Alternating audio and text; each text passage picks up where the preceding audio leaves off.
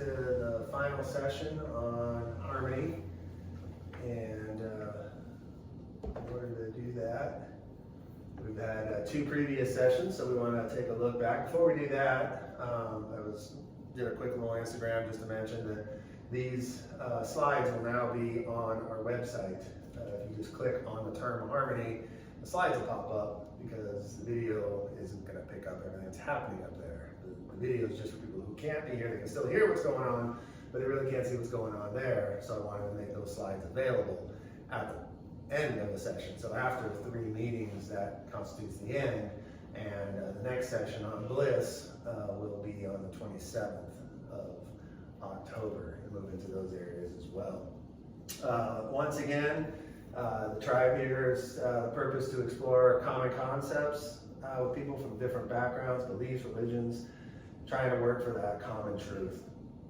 First thing I'd like to do is just take a brief minute to yourself just to focus in, get rid of anything else that's sort of sticking in your mind right now, work, family, whatever the case may be, and allow yourself just to be present today.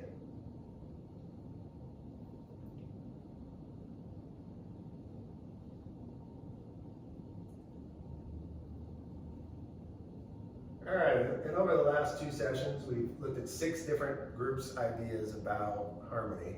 And we have 3 new ones today, and then we'll be able to have 9 at the end that we can sort of make connections among, or whatever, however that conversation goes. Feel free again to contribute, or if you just want to listen, that's fine. We just want to make sure we're being respectful and know what we're talking, anything like that, so everybody can be heard. So we'll take a look back first at our first 6 that we had. We had our different groups here, and I'm pulling them up here, so I'm looking in both places. So we started with the ancient Celts, and then we had Stoicism, and one of the verses from King James Bible. And then the last session, we had Native American traditions. We had the teachings of Confucius, and then we talked about what it looks like, what harmony may look like in media, in movies, television. We had the peace love truck with Cheech and Chong in it. There is our example. That concept, is that what people only think harmony is? We also talked about how harmony is a very abstract term. Love is abstract, but harmony is even more abstract. And what I've pulled together for today takes it into a little bit of different realm, for the first 2 at least. Harmony in diversity is the best way to think about it. And for this, we are going way over to the province of Eastern Asia, where you have an extreme amount of convergence of groups. That one red area is encircled by 5 other groups, and they all have to somehow figure out how to get along. In the Qing Chai district here, as it says, it's the intersection of 4 major spheres of cultural influence. And the notes that I have real quick: finding the key to achieving harmonious coexistence among ethnic groups with different cultural traditions in a multi-ethnic state is a major problem worldwide. Qing Chai is located at the intersection of 4 major spheres of cultural influence of the nationalities of Central Plains, Tibet, the Western regions, and Northern grasslands, where multiple cultures coexist, borrow from each other, seek common ground while reserving differences, thus vividly embodying the coexistence principle of harmony and diversity. The author of the article believes that here the diversity indicates that every ethnic group has a stable identity related to its own ethnicity, as well as important cultural traits, and that this identity is fully respected.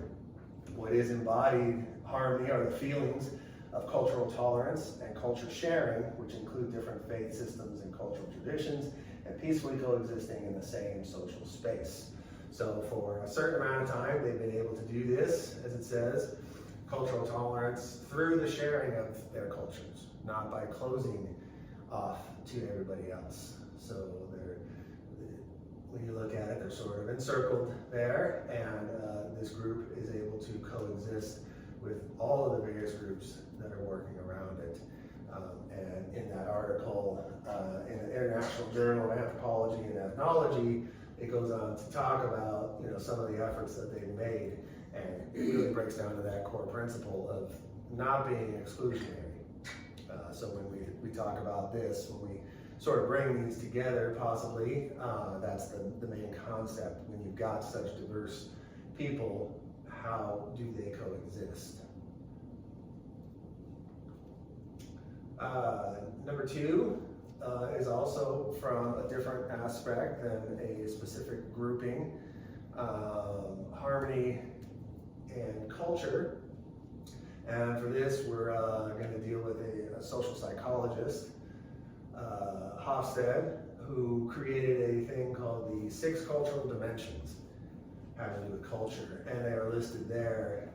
Power distance, individualism versus collectivism, masculinity versus femininity, uncertainty, avoidance, long-term versus short-term orientation, and indulgence versus restraint. And basically, a little background, Hofstede was a social psychologist, was born in 1928 in the Netherlands, and so he was greatly impacted by World War II in his 20s, and then later on he was named one of the 20 most influential business thinkers of the 20th century by the Wall Street Journal. So his social psychology has moved over into business realms, and people take on what he taught as a form of working in their business internationally, nationally, to try to come together with different forms of people. And it's a big long article on verywellmind.com, but to break each of those 6 down super quick, and then we can go back through if we need to as we're looking at all these together. Power distance means the degree to which people in society expect to be equal. So how much do we actually expect that we're going to be equal determines how much power a culture has.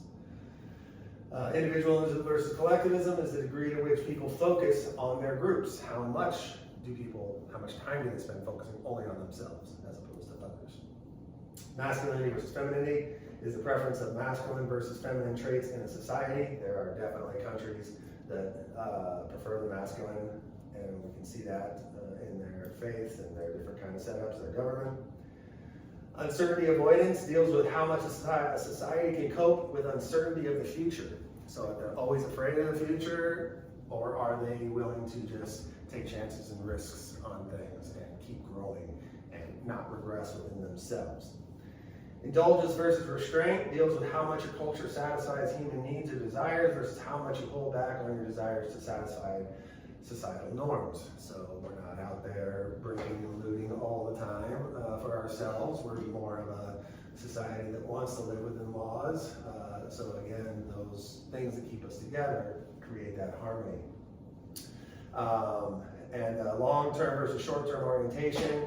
How long are people willing to forego short-term gains for future rewards? Or is it just immediate feedback culture, which we hear about all the time on social media? So that can also determine harmony or lack of harmony within a culture from the social psychologist's point of view. And yeah, easier for me not to say. And then the last one is harmony in Norse mythology.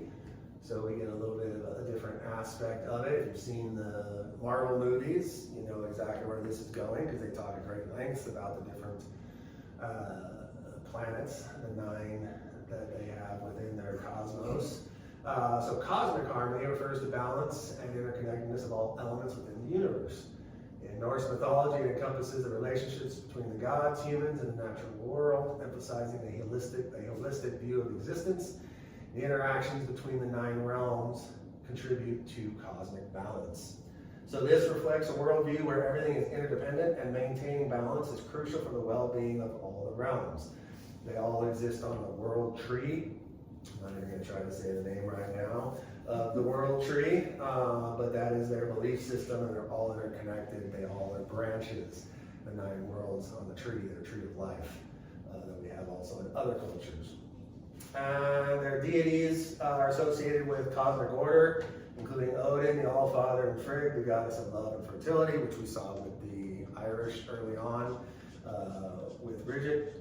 They embody wisdom and foresight, playing significant roles in maintaining the balance of the cosmos. Again, balance equaling harmony. Key myths such as their creation myth and the death of Balder illustrate the concept of cosmic harmony. Creation myth describes the emergence of the world from chaos, highlighting the order that arises from initial discord. So how you create that harmony out of that space. So again, the first two sort of go and see harmony in practice over in Asia, and then we have a social psychologist point of view, and then one final belief system to sort of get at some of those key concepts that we heard early on, like the Native Americans and creation and those kind of areas.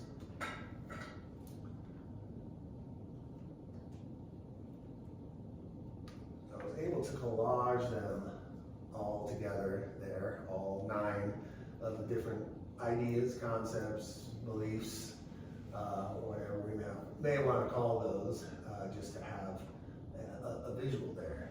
So that if anybody has a question on any of that new stuff or a comment on anything that they've seen, Josh, I don't know if you saw the first 2 videos, but I know you know where we're going with this. So if you see anything that sort of meshes with any of that, yeah, those are the kind of key traits that we're looking at. So the information on like the second session that I missed, I can see or hear. Is it on the website? It's on the YouTube channel, and then these slides are actually they're on the website right now. So you just click on Harmony Under the Tribe, and it'll pop up in that area. So.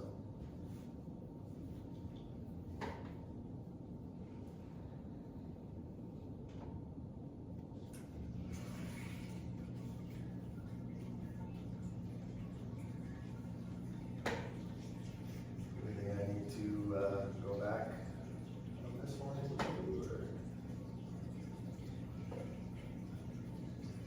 I also have the sites pulled up for each of those 3, where I got those sources from on here. If there's a question about what was said about any of those as well.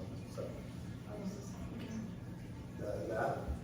the pillars, that was the Stoicism from the first session. What Stoicism is? Yeah, I wouldn't mind a review on that also. On Stoicism? Well, I'm gonna know that, but how you were related to harmony. So what we had talked about, hold that up here real quick, was a holistic belief for personal growth, essentially.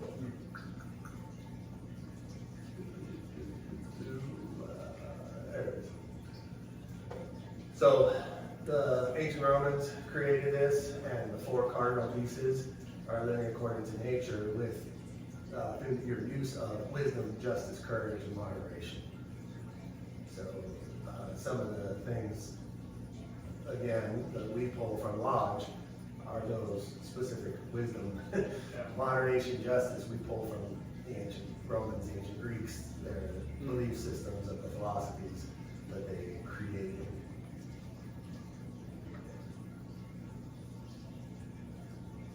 So kind of creating harmony within your community through those principles of children. yeah. And then I would assume that then that harmony rolls out Yeah. to others.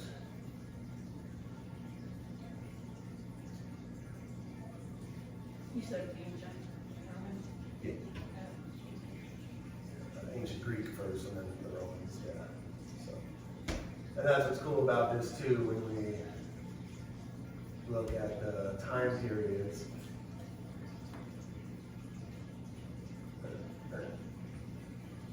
Of all 9, you've got over with Confucius, you've got, in the Far East, BC for his time periods, you've got BC time periods for the Celts, for the Greeks and the Romans, for the Norse, Native Americans, BC and AD as well, and then King James AD dates as well. All the concepts are very similar for groups that, for the most part, didn't interact.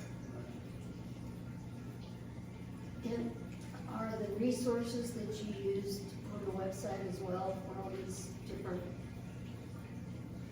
No, I've got a whole list of them though, so, Okay. of the different research pieces that I used. Yeah, I'd be interested in that for these 3 for today, or three from today. And, the name of, well, some of the ones from the one I missed too, but. What I'll probably end up doing is add another slide to this with all the references. And then anybody can access it on the website. It just seems to ask you to log in to your Google, which you probably already are. I don't know, I'm just Yeah, trying it for the first time. If it doesn't work, I'll Yeah. figure out another way. It's a link for a PDF because as a former teacher, you don't put slide presentations out that's not a PDF. right. Because then your students can manipulate it. And put pictures and words and stuff you didn't want in your presentation. Ah, smart kid, yeah. Not that that would happen with adults, but Well, I think it's, Have it fixed. I find it really interesting, the place in Asia where, and I've seen that before in some European places, or actually met people that I thought they were Italian, but in actuality they were from a part of Italy or some country that Italy surrounds, but is mixed with other countries, and so it becomes a different, yeah. but I find that really interesting that there's that Kanan district, is that what it's called? Where those, Yeah.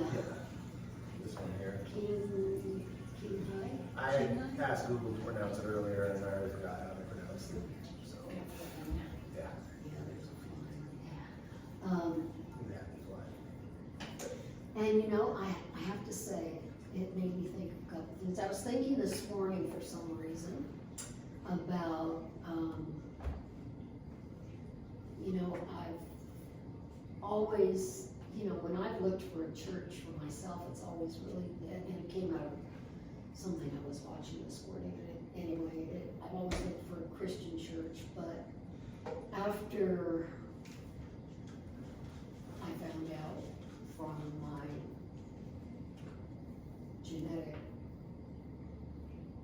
information, All the DNA testing? the DNA testing, that I was mostly Eastern European Jewish, which was got my mother roll over in her grave. You know, I had thought about going to a synagogue to see what that would be like. But then I realized I always look at, when I was sitting here, that, you know, I kind of always look at religions, but religions really, you know, there's a lot of people who live in Eastern Europe, and well, it can be different, and not always user-friendly, let's put it that way. But I am embarrassed to admit that whenever and if this brought it up to me, that whenever I see on my calendar a U.S. holiday that I don't recognize or I can't pronounce, it kind of pisses me off. Yeah. And I need to get better about that, because that's what our country's kind of all about, right? We're a melting pot, isn't that what they refer to us at? And people come from all over the world because they want what we have, and Or like the Shanghai district. yeah, Oh, only in a bigger, yeah. mhm. I don't remember where I heard this. I think it was in a video about the Anne Frank Memorial we have out here. Mhm. But I heard someone, I think it's one of the quotes they have on the stone walls surrounding the Anne Frank Memorial. One of the quotes refers to America not as a melting pot, but as a mosaic of cultures. Yeah, I like that, that's a good way to put it, yeah. Yeah. And I have in when I was a library assistant, gosh, I just met so many nice people from China and India and, you know, we had a lot of different communities that came to our library and I loved it. Yeah. But I haven't taken it to a bigger context and, yeah, this is really interesting in that it's just kind of making me think about it. Yeah, and that's really one of, you know, the genesis of these 5 major concepts, you know, getting those thoughts, giving them time to sort of percolate. Yeah. Like I never thought about until Jesse just said it about melting pot versus mosaic. Yeah, we're not a melting pot because that means everything melts together. Right, It doesn't. Yeah. it does. Mosaic is still the individual piece, but they're Exactly. part of the whole. So that Exactly. is much more emblematic of what we Yeah, have. I think it would be, currently. I think it would be really interesting to, read about that area Hmm. and how they do that, what, you know, How they get along yeah, without going to war. yeah. Well, before we go today, I'll pull it up and you can take a picture at least, and you've got the site. You can type it in until I get these transferred over. Good. Because a lot of the previous ones that we did, I identified with very personally, but, and then the cosmic one, intellectually I do more, but I'd be interested to, Well, yeah, like I said, these 2 of the 3 are like practical practice ones almost. How to get along yeah, with your neighbors when yeah. you're in a space like that part of Asia. Where, In a bigger context, though, Yeah. which I like, yeah. I have a hard enough time getting along with some of my neighbors, but in the bigger context, it's a little easier. It's like the concept of all religions, organized religion, but yet organized religion doesn't necessarily follow, even though that's like the basic core. I don't know if I'm explaining what I'm thinking, but very well, but, yeah, that's like what everybody tries to live by. Does that make sense? well, it's all there in their own aspects. You know, Mhm. looking at it just through here, we can see the carryover and the crossover between all the different groups. There's so many more that aren't even listed here that, you know, you can find out, you know, it's very hard to believe that any group is not looking for harmony, at least for themselves, in that aspect, and that sort of goes to what he was talking about in individualism versus collectivism, and even a communist society would have that in their kind of an aspect as they're moving through the steps that they have set up, so. Now I have a different understanding of the marvel. Unmarkable. That was my goal. You'll have to tell me what that is. Yeah. I haven't seen a Marvel movies. I haven't Ah. heard Avengers. All right, any other final bits? We can end off on Josh not seeing Marvel and. Yeah, we need to fix that Yeah. for harmony's sake. Yeah. We're gonna do some movie nights at the lodge or something. Yeah.